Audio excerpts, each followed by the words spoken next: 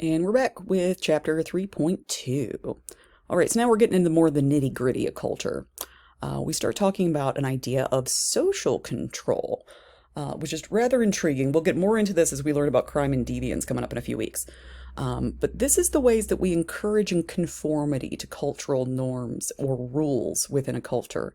And we'll talk about this throughout the entire semester because there's lots of ways that we do this, right? There's ways that we do this with one another, that we all personally enforce social control.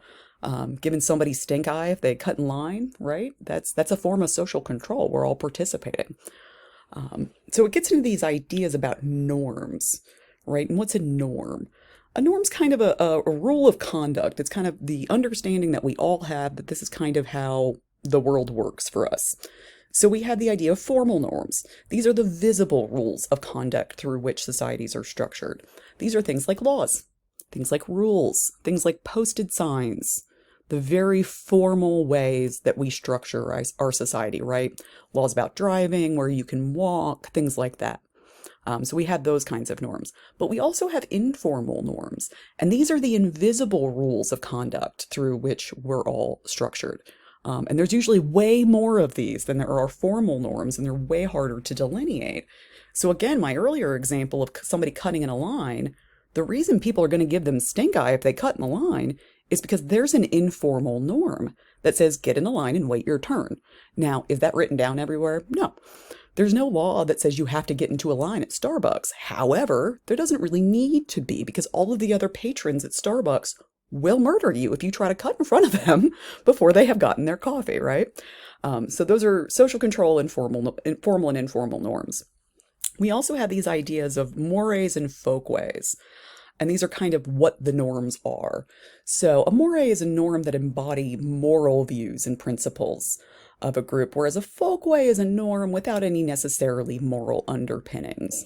So the way I like to differentiate these for you guys is to let you know that basically, generally, if you're breaking a moray in society, you're probably going to jail. Mores are things like don't murder people, don't assault people, don't steal things, right? These are moral values, right? That you shouldn't do those kinds of things. Whereas folkways are things that you probably won't go to prison, but people will think you are rude, right? So if you cut in line, if you cut somebody off in traffic, things like that, those are the informal things that there aren't moral underpinnings necessarily to it. It's not like people can point to religious texts or other cultures and say, this is why we do this. It's just not considered nice here. So that's the easiest way to remember that. If you break a moray, you're probably going to prison. If you break a folkway, people are just going to think you're rude. Either way, you don't want to do it, just as a piece of advice there. We also have language, and I know you know the definition of language, but this is a very specific definition of language. You'll also notice I have some things italicized here, and there's a reason for that. So language is a system that uses symbols, right? These weird little squiggles on our screen right now, with which people communicate and through which culture is transmitted. This is really important.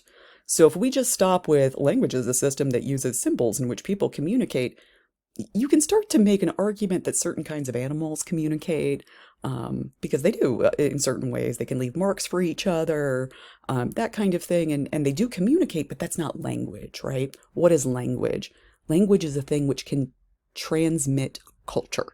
That's the important part. Communication is just communication. Language can transmit culture. So that's the important part there.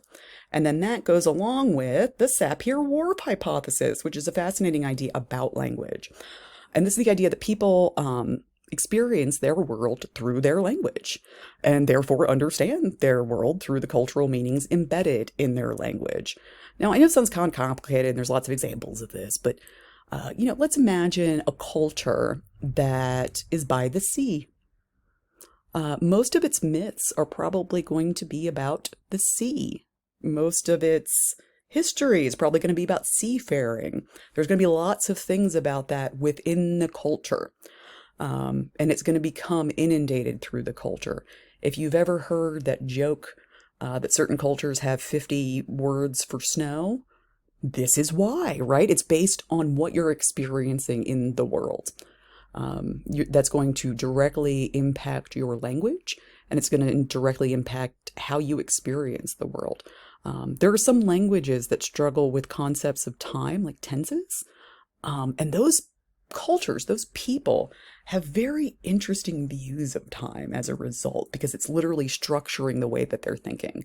So these are really fun and interesting concepts that we'll get to talk about more as we do our application this week.